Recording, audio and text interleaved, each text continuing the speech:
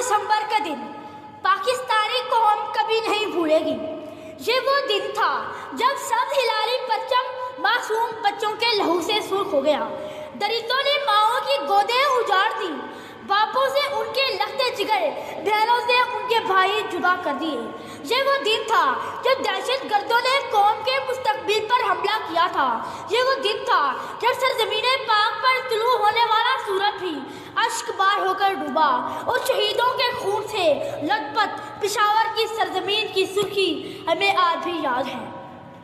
پھول دیکھے تھے جنازوں پہ ہمیشہ میں نے، پھول دیکھے تھے جنازوں پہ ہمیشہ میں نے، کل میری آنکھوں نے پھولوں کے جنازے دیکھے۔ علی وقار۔ 16 دسمبر کو دہشت گردوں کا یہ گمان تھا کہ وہ اس بے رحمانہ کارروائی سے ہمارے حوصلوں کو پست کر دیں گے، لیکن ان کو یہ خبر نہیں کہ ہمارا تعلق اس قوم سے ہے جو جڑ سے جبر مٹاتی ہے، ظالم کو مار بھگاتی ہے، جو جڑ سے جبر مٹاتی ہے، ظالم کو مار بھگاتی ہے۔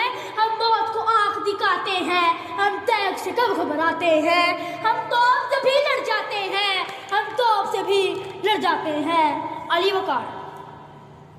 اس سانحے نے یہ ثابت کر دیا کہ اس ملک کے فوجی جوان اور بڑے ہی نہیں بچے بھی ملک کے لیے قربانی دینے کو تیار ہیں۔ وہ معصوم بچے مردہ نہیں بلکہ زندہ جاوید ہیں۔ خداوند کریم کا بھی ارشاد ہے کہ اللہ کی راہ میں شہیدوں کو مردہ نہ کہو بلکہ وہ زندہ ہیں۔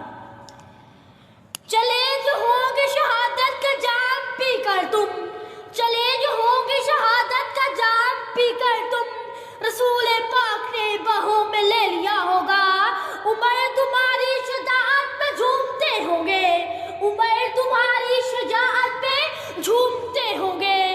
حسین پاک نے ارشاد یہ کیا ہوگا، تمہیں خدا کی رضائیں سلام کہتی ہیں، تمہیں خدا کی رضائیں سلام کہتی ہیں۔ صدر علی وقار کہ ہم نے اپنا حاکم ان زمین فروشوں کو بنا ڈالا جو جبر کے ایوانوں سے لے کر ظلم کی کمین گاہوں تک یہ نہیں سوچتے کہ مائیں بچے اس لیے نہیں جمتی کہ ان کی ننھی قبروں پر فاتحہ پڑھ سکیں، کوئی باپ اپنا نور نظر جوان اس لیے نہیں کرتا کہ پھر ضعیفی میں اپنے لختے جگر کے نامعلوم قاتل ڈھونڈتا پھرے۔ کہ ان حاکموں کی سزائیں سہتے ہوئے ہم مظلوم ابن مظلوم ان حاکموں کے گریبان کیا پکڑتے کہ ہمارے ہاتھ تو بریانی کی پلیٹوں میں الجھے رہے، تو پھر ہمیشہ کی سزائیں ہمارا مقدر بنے۔ کہ ہم جیسے لوگ چلتے ہیں دبے پاؤں، ہم جیسے لوگ چلتے ہیں دبے پاؤں کہ کوئی جاگ نہ جائے۔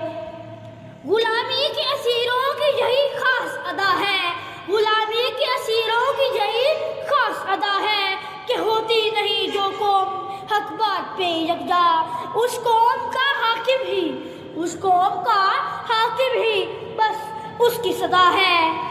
شکریہ۔